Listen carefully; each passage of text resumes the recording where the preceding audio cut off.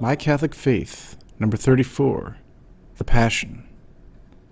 After the Last Supper, Jesus went with his apostles to the Garden of Gethsemane, and going a little further, he fell upon his face, praying, "Father, if it is possible, let this cup pass away from me, yet not as I will, but as thou willest." Matthew 26:39. After praying 3 times the same prayer, Jesus said to his disciples, "Behold, the hour is at hand, and the Son of Man will be betrayed into the hands of sinners. Rise, let us go. Behold, he who betrays me is at hand." Matthew 26:45-46. Judas had come. What important events marked the end of our Lord's public life? The following events marked the end of our Lord's public life: his solemn entry into Jerusalem, the Last Supper he ate with his apostles, and finally his passion and death. Number 1. Jesus Christ entered Jerusalem in triumph, riding on an ass, with children waving palms and singing. The Church commemorates the entrance into Jerusalem on Palm Sunday. On that day, palms are blessed, and there is a procession in memory of the palms that the joyous people waved at the entrance into Jerusalem of our Lord. Palm Sunday is the Sunday before Easter. The week following it is called Holy Week. Number 2. On the Thursday evening after his entry into Jerusalem, Jesus ate the Paschal supper with his apostles. We call it the Last Supper, for it was the last meal he ate before his death. The Jews celebrated the feast of the Paschal in memory of their deliverance from Egypt. They had been saved by the blood of the Paschal lamb. Number 3. After the supper, our Lord washed the feet of the apostles. He did this to teach us humility. In memory, on Holy Thursday, the Pope washes the feet of 12 priests. In many countries, parish priests wash the feet of 12 poor men. Number 4. After the washing of feet, our Lord instituted the Blessed Eucharist, said the first Mass, and gave his apostles their first Holy Communion. What is meant by the redemption?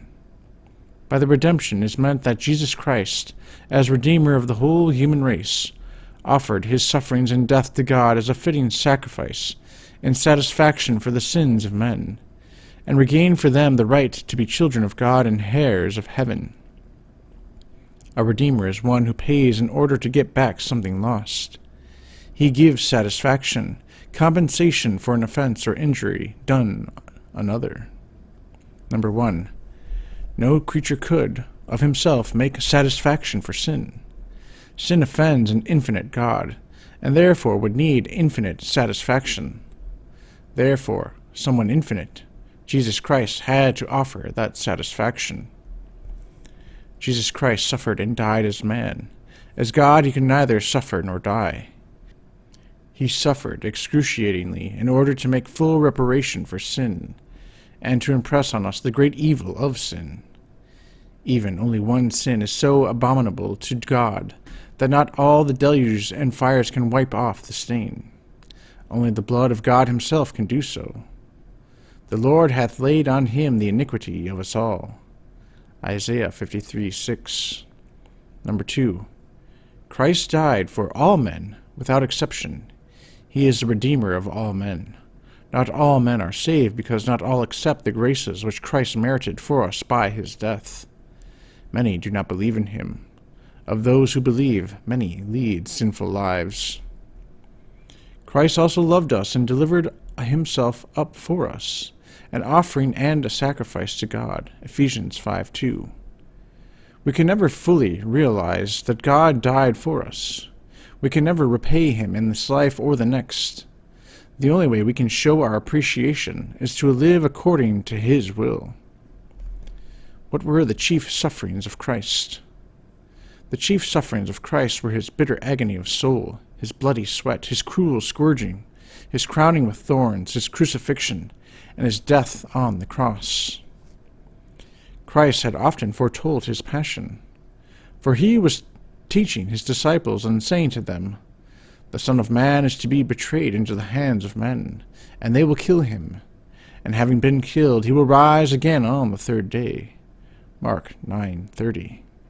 Again, behold, we are going up to Jerusalem, and the Son of Man will be betrayed to the chief priests and the scribes, and they will condemn him to death, and will deliver him to the Gentiles, and they will mock him, and spit upon him, and scourge him, and put him to death.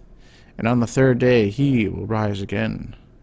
Mark 10:33-34. Number 1. From the Last Supper, Christ went with his apostles to the Garden of Olives to pray.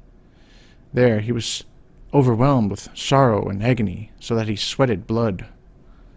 Our Lord looked forward to his agony, saying to his apostles, "That the world may know that I love the Father, and that I do as the Father has commanded me. Arise, let us go from here." John 14:31. In the garden, Jesus felt so sad at the sins of men and at what would befall him that he said, "My soul is sad even unto death." Matthew 26:38. To his Father he cried out in pain, "Father, if thou art willing, remove this cup from me, yet not my will, but thine be done." Luke 22:42. In agony, his sweat became as drops of blood running down upon the ground. Luke 22:44. Number 2. Jesus Christ was betrayed by Judas, seized by soldiers, led before the high priest and condemned to death. The Sanhedrin, the council of the Jews, headed by Caiaphas, the high priest, condemned Jesus to death for the crime of blasphemy, because he claimed to be the Christ, the Son of God. Then the high priest, standing up, said to him, "Dost thou make no answer to the things that these men prefer against thee?" But Jesus kept silence, and the high priest said to him, "I adjure thee, by the living God, that thou tell us whether thou art the Christ, the Son of God." Jesus said to him, "Thou hast said it." Then the high priest tore his garment, saying, "He has blasphemed. What further need have we of witnesses? Behold, now you have heard the blasphemy. What do you think?" And they answered and said, "He is liable to death." Matthew 26:62-66. Number 3. Jesus Christ was led to Pontius Pilate, the Roman governor of Judea, to have his sentence confirmed. At the time, the Jews were forbidden by their Roman masters from putting anyone to death without the confirmation of the governor. Pilate questioned Christ time and again, but had no say to his accusers. "I find no guilt in him." The Jewish priests and Pharisees hated and persecuted Jesus because they expected the Messiah to be an earthly king. They were so wicked that in spite of the proofs of Christ's divinity, they would not believe a poor man could be the Messiah. They hated Jesus. He had rebuked them for their sins. Number 4. But Pilate wished to please the Jews and had Jesus scourged. Jesus was bound to a pillar, his clothes torn off. Strong men with whips, cords, and straps with iron spikes scourged him, and the whole body of our Lord was one great wound. And the soldiers, plaiting a crown of thorns, put it upon his head, and arrayed him in a purple cloak. And they kept coming to him and saying, "Hail, King of the Jews!" and striking him. Pilate therefore again went outside and said to them, "Behold, I bring him out to you, that you may know that I find no guilt in him." Jesus therefore came forth, wearing the crown of thorns and the purple cloak, and he said to them, "Behold the man." Number 5. At last, fearing that if he did not permit Jesus to be put to death, the Jews would accuse him before Caesar, Pilate gave in to the insistence of the Jews and delivered him to them to be crucified. Christ was made to carry his own cross through the streets of Jerusalem to Mount Calvary. He was nailed to the cross about noon, dying 3 hours afterwards, crucified between 2 thieves.